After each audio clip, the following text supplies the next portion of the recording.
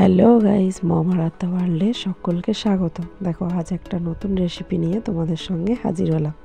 দেখো, আশা করি তোমরা অনেকেই বুঝতে পেরে গেছো আমি কি বানাতে চাইছি। যাই হোক, চলো তোমাদের বলে দিই। আজ আমি ভেজিটেবল চপ বানাবো। তার জন্য আলুগুলো স্লাইস করে কেটে সেদ্ধ বসিয়ে দিয়েছি। আলুর মধ্যে সামান্য পরিমাণে নুন দিয়ে জলে আমি ওটা ইন্ডাকশান ওভেনে সেদ্ধ বসিয়ে দিয়েছিলাম, যাতে আলুটা ভালো করে সেদ্ধ হয়ে যায়। এবার ভেজিটেবল চপে তো আলুটা লাগে। তারপর আমি সমস্ত ভেজিটেবলস কেটে নিয়েছিলাম। এই যে দেখো, বিট কেটেছি, সাথে গাজর আছে। এই যে দেখো বিট, যেটা তোমাদের সঙ্গে শেয়ার করছি। গাজর এইভাবে কেটে নিয়েছি, সাথে কটা শুকনো লঙ্কা নিয়ে নিয়েছিলাম, যেগুলো লাগবে আর কি। তারপর ধনেপাতা কুচিয়ে নিয়েছি। তারপর হচ্ছে আদা, মানে যেহেতু নিরামিষ পুরোটা বানাচ্ছিলাম, আদা আর কাঁচা লঙ্কা, আর সাথে হচ্ছে কড়াইশুঁটি। যদিও এটা সবাই দেয় না, এটা আমি আমার নিজের মন থেকে আর কি দিয়েছি। কারণ আমি কাউকেই কখনো দেখিনি যে ভেজিটেবল চপসে কড়াইশুঁটি দেয়, কিন্তু সেটা আমি নিজে থেকেই মানে দিয়েছি। যাই হোক, সমস্তটা আমার রেডি। এবার কড়াতে আমি একটা মানে মশলা বানিয়ে নিচ্ছিলাম, যেটাতে হচ্ছে জিরে, ধনে, এলাচ, লবঙ্গ, দারচিনি আর সাথে গোলমরিচ গুঁড়ো সমস্ত কিছু ভালো করে মানে আঁচে ভেজে নিয়ে তারপর সেটাকে গ্রাইন্ডারে পেস্ট করে নেবো। ধনেও দেওয়া ছিল ওর মধ্যে। দেখো বন্ধুরা, যদিও আমি একটু অল্প করেই নিয়েছি, কারণ বেশি পেস্ট করে রেখে আমি কী করব, যতটা লাগবে ততটাই নিয়েছি। সাথে দেখো, আর একটা জিনিস তোমাদের সঙ্গে শেয়ার করতে ভুলে গেছিলাম, এখানে কাঁচা বাদাম লাগবে, যেটা খুব দরকার এই ভেজিটেবল চপসে। যাই হোক, আমি তারপর ভাজা মশলাটা গ্রাইন্ডারে পেস্ট করে নিয়েছিলাম। দেখো ঠিক এরকম হয়েছে। হয়তো শিলে বাটলে ওটা আর একটু মিহি হতো, কিন্তু আমি মিক্সির গ্রাইন্ডারেই এটা পেস্ট করেছিলাম। তারপর দেখো, কড়ায় তেল দিলাম, দিয়ে আমি বাদামগুলো আগে ভেজে নেব। মানে প্রথমে বাদামগুলো ভেজে নিয়েছিলাম, তারপরও পেস্টটা আমি তৈরি করেছিলাম। যাই হোক বন্ধুরা, রান্নাঘরটা ইগনোর করো, রান্নাঘরটা অনেক দিনকারই পুরনো, তাই এরকম হয়ে আছে অবস্থা আর কি। তোমরা কে কীভাবে ভেজিটেবল চপসটা বানাও অবশ্যই কিন্তু আমাকে জানিও বা শেয়ার করো। আর পুরোপুরি আমি নিজে থেকেই এটা বানিয়েছি। প্রথমে আমি বেড়াতে যেতাম যখন, সেখানে কাকুদের দেখতাম বানাতে, সেখান থেকেই আমার শেখা। তারপর আমি বানালাম, তাই তোমাদের সঙ্গে আমি জিনিসটা শেয়ার করলাম। এই যে দেখো, তেল গরম হয়ে আসতে আমি বাদামগুলো দিয়ে দিয়েছি। বাদামগুলো আমি ভালো করে ভেজে নেব, তবে জোর দিয়ে ভাজলে কিন্তু বাদামগুলো সঙ্গে সঙ্গে কালো হয়ে যাওয়ার সম্ভাবনা থাকে। তোমরা একটু জোর কমিয়েই ভেজো, কিন্তু আমি তাড়াতাড়ি তুলে নিয়েছিলাম বলে জোর দিয়েই ভেজেছি। আমি যত করে এটা ভাজা হচ্ছে তার মধ্যে আমি পেস্টটা বানিয়ে নিলাম, মানে আদা আর কাঁচা লঙ্কার পেস্টটা বানিয়ে নিয়েছিলাম। যেহেতু তোমাদের আগেই জানালাম আমি এটা নিরামিষভাবে বানাচ্ছি, অনেকে কিন্তু এতে রসুনও অ্যাড করতে পারো, পেঁয়াজও অ্যাড করতে পারো, কিন্তু আমি এটা পুরোপুরি নিরামিষভাবেই বানিয়েছি। আমি পেস্টটা বানাতে ততক্ষণের মধ্যে বাদামগুলো ভেজে নিলাম। এই যে দেখো, পেস্টটা কীরকমভাবে বানিয়েছি। বাদামগুলো মোটামুটি আমার ভাজা হয়ে গেছে। এবার বাদামগুলো আমি তুলে নেবো। এবার আমি ধনেপাতাটাকে একটু জল দিয়ে ভিজিয়ে রাখলাম, কারণ সবাই জানো ধনেপাতার মধ্যে অনেকটাই নোংরা থাকে। এই যে দেখছো, সমস্তটা আমি পেস্ট করে নিয়েছি। বিট, গাজর, কড়াইশুঁটি এবং আলুটাও আমি ম্যাশ করে নিয়েছি। অনেকেই কিন্তু মানে বিট, গাজর এগুলোকে সবাই চেঁচে নেয়, কিন্তু আমি পুরোটাই মিক্সি গ্রাইন্ডারে পেস্ট বানিয়ে নিয়েছিলাম। তারপর দেখো, আমার বাদামগুলো মোটামুটি ভাজা হয়ে গেছে, আমি বাদামগুলোকে তুলে নিলাম। মানে অনেকটা দিন পর হাতে আর কি রিং লাইটটা পাওয়ার কারণে ভালোভাবে আমি ভিডিওটা তোমাদের সঙ্গে শেয়ার করতে পারছি। এর আগেও আমি অনেক রকমের খাবার বানিয়েছি, কিন্তু একা হাতে ধরা সেই ভিডিওটা করা সম্ভব হয়ে উঠতো না, তাই পুরো ভিডিওটাও আমি ভালো করে দিতে পারতাম না, অনেকটা কেটে কেটেই আসতো।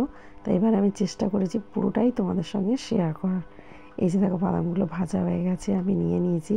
তারপর খোলাতে আমি শুকনো লঙ্কা আর 5 ফোড়ন দেবো, যেটা ভালো করে ভেজেই নেবো। এতে শুকনো লঙ্কার সঙ্গে কিছু ঘরের কাঁচা লঙ্কা, যেটাকে শুকনো করা হয়েছিল কিন্তু ভালোভাবে শুকিয়েছিল না, কীরকমভাবে দেখো খোলায় তেল ছাড়বে, মানে ওটা কীরকমভাবে ছেড়ে, মানে আমি তো রীতিমতন ভয়ে ছুটে চলে গেছি। তারপর যাই হোক, এসে আমি আবার রান্না করলাম। ওটাকে ভালো করে তোমরা নেড়ে নেবে, যেটা মানে নাড়ার পর দেখবে একটা বেশ সুন্দর বাস উঠবে। তারপর তোমরা আদা আর কাঁচা লঙ্কা বাটার পেস্টটা দিয়ে দেবে, যেটা আমি এখানে মিস্টেক করে গিয়েছিলাম। আমি প্রথমেই পেস্টটা দিয়ে ফেলেছিলাম, কিন্তু ওটা দেবো না, আগে আমি কাঁচা লঙ্কা আর আদা বাটার পেস্টটাই দেবো। তারপর আমি এই পেস্টটা দেবো, দিয়ে ভালো করে নেড়ে নেড়ে নেড়ে নেড়ে দেখো জলটাকে আমি মারবো, মানে এতে একটা জল ভাবটা যে আছে সেই জল ভাবটাকে পুরোপুরিভাবেই আমি এটাকে শুকাবো।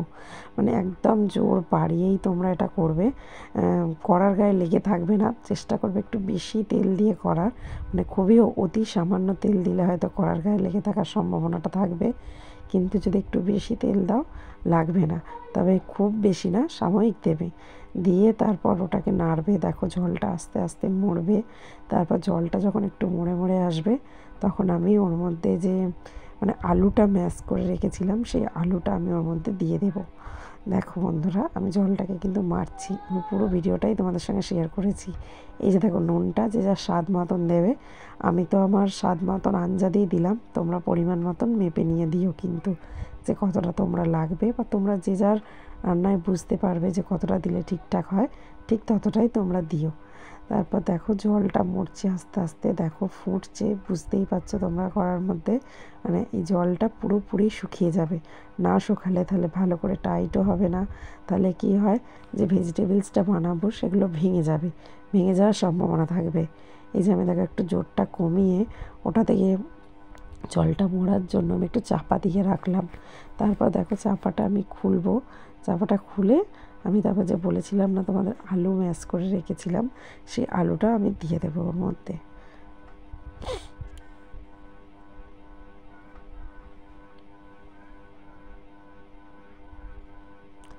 এই যে দেখো বন্ধুরা, জলটা আস্তে আস্তে মরে গেছে।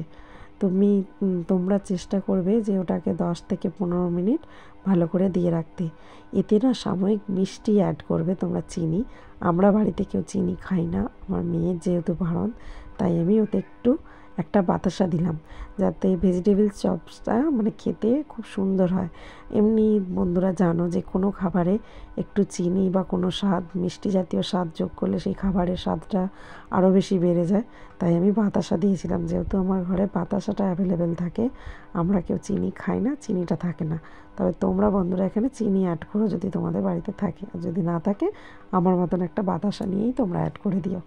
এই যে দেখো ভালো করে আলুটা ওর সঙ্গে ম্যাশ করব, মানে ভালো করে মাখিয়ে নেবো একদম পুরো। দেখো কীরকমভাবে আমি করছি, সেইভাবে তোমরাও করো কিন্তু, তাহলে দেখবে খুব সুন্দর হবে এবং দোকানের থেকেও আরও ভালো হবে। বারে বারে মন চাইবে যে বাড়িতেই বানিয়ে খাই, বাইরে থেকে কিনে খাবো না, এতটাই ভালোভাবে হবে। তোমরা দেখো, তোমরা যদি কেউ মিক্সিতে না বাটো তাহলে সমস্তটা চেঁচে নিয়েও বানাতে পারো, তাতে কি হয় এতটা জল বেরোবে না, জলটা সাময়িক বেরোবে, তবে তাড়াতাড়ি মরে যাবে জলটা। তারপর দেখো যে বাদামটা আমি ভেজে রেখেছিলাম, সেই বাদামটাও আমি ওর মধ্যে দিয়ে দিলাম আস্তে আস্তে। বাদামটা দিয়ে পুরোপুরি আমি ভালো করে নাড়াচাড়া করব। দেখো এবার অনেকটাই জলটা মরে গেছে, আশা করি তোমরা সবাই বুঝতে পারছো, মানে অনেকটা আগের থেকে কড়ার গায়ে আর লেগে যাচ্ছে না, সেইভাবে ছেড়ে ছেড়ে যাচ্ছে। দেখো এরকমভাবে তোমরা কিন্তু ঝোলটাকে পুরোটাই মারবে, নাহলে খুব একটা কিন্তু ভালো হবে না, জিনিসটা থ্যাচথ্যাচে হবে। যখন তোমরা ঘোড়া পাকিয়ে করতে যাবে তখন সেই ঘোড়াটা ভেঙে যাবে কিন্তু। তারপর ওর মধ্যে আমি যে ভাজা মশলাটা ভেজে রেখেছিলাম সেটা ছড়িয়ে দেবো, যখন আমার জলটা মরে যাবে, মানে পুরো রান্নাটা যে করছি এটার জলটা যখন মরে যাবে তার উপর দিয়ে আমি ধনেপাতা ছড়িয়ে দেবো, আর ভাজা মশলাটা যে থাকবে সেই মশলাটাও আমি ওর উপর দিয়ে ভালো করে ছড়িয়ে দেবো, দিয়ে ভালো করে মিশিয়ে নেবো। দেখো বন্ধুরা কীরমভাবে বানাচ্ছি পুরোটা, সেইভাবেই তোমরা স্টেপ বাই স্টেপ করো, দেখবে খুব ভালো এবং খুব দারুণ স্বাদের হবে, বারে বারে মন চাইবে ঘরে বানিয়ে যেন খাই। দেখো এই যে মশলাটা ওটাও আমি ওর মধ্যে ছড়িয়ে দিলাম, তবে যতটা লাগবে ততটা পরিমাণ মতনই দিও, যেন সবটা দিয়ে দিও না, তারপর তেতোও হয়ে যেতে পারে। ঠিক আছে, তোমরা পরিমাণ মতন বুঝে ওর মধ্যে দিও।